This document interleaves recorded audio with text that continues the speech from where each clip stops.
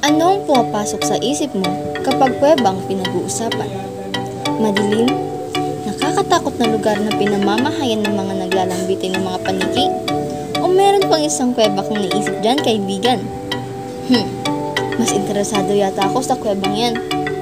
Dito sa Union, meron mga kuwebang pwedeng-pwede nating puntahan. Konting lakad lang at nasa butas ka na. Pero bago natin silipin ang kuweba, ano ba ang kuweba?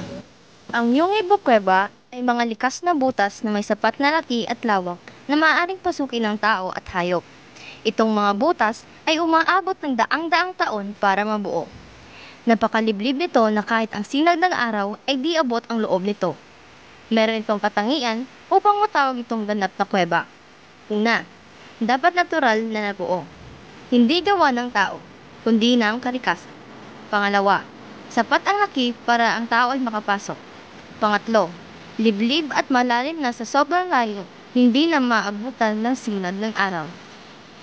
Dito sa Aklan, maraming kuwebang nakimlay sa ating probinsya. At isa na rito ang kuweba ng Cabangusan. Nakakamanga ang taglay nitong anyo. Meron itong dalawang magkibang butas na nagtatagpo. Napapaligiran ito ng malaking tipak na bato. Sa kabilang butas naman tayo pumaroon. Mas malaki ang butas na ito kaysa sa nauna. Maliban sa mas malaking tipak na bato, napapalibutan rin ito ng dalawang klaseng anyong tubig. Isang karagatan at isang sapa. Marami raw ang sinasapian matapos pasukin ito para kumuha ng maliit na bato. Ngunit, sabi rin ng iba, marami rin ang nabuong buhay matapos bisitahin ang lugar. Halos mag-aaral ang tumatambay rito para magmuni-muni. Muni lang ba talaga? Ayon sa mga matatanda, ang kuweba raw na ito ay dating isang barko. Sa sobrang tagal na nakatingga sa lugar ng Kapangusan, ay tinubuan ng iba't ibang halaman at ang butas raw ay ang dating pinto ng barko. Sabi naman ng iba, ito raw ay tahanan ng isang malaking palaka na nakatira sa gitna ng yungib. Sinasabi rin na ang hayop na ito ang may gawa ng butas upang pamahayanan niya ito. Ang isang kuweba ay tunay na mahinhin. Ang aking atensyon, kanya nang naangkin. Kawangis nito ang kalawakan kung susuriin. May espasyong sobra-sobra para saan. May sariling mga bituin. Sa loob maaaring abutin. Ang kuweba ay para sa mga taong inap sa kaguluhan. Si Emilio ay nanatili sapagkat natagpuan niya ang kanyang tahanan. Tayo na tumago at magpahinga. Sa liwanag tayo'y nasisilaw na.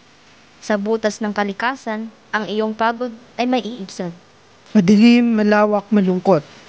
Ngunit hindi napupunan ng puot. Sa lugar na kinatatakutan ng iba, dito mo makikita ang kayamanang hinahanap nila. Ang ibon ay hindi makaungi. Sa loob ng kuweba ay siya hindi nanatili. Ang panggambala ay katahimikan. Ang isang ingay ay kasalanan. Kuweba ay kaibigan. Proteksyon sa ulan, silungan. Siya sa iyo ay maging pagkulog, hindi mo madidinig. May mga bibig, ngunit singaw ng hangin ang sinasambit. Ito'y lumuluwa ng nasasaktan dahil nangungulila. Huwag husgahan ang panlabas nitong anyo. Sapagkat ang tunay na ganda ay laging nakatago. Ilap man ang liwanag kay kuweba. Sa kanyang dilim makakatakas ka. Sa mundong puno ng karahasan. Sa piling niya'y di mo mararanasan.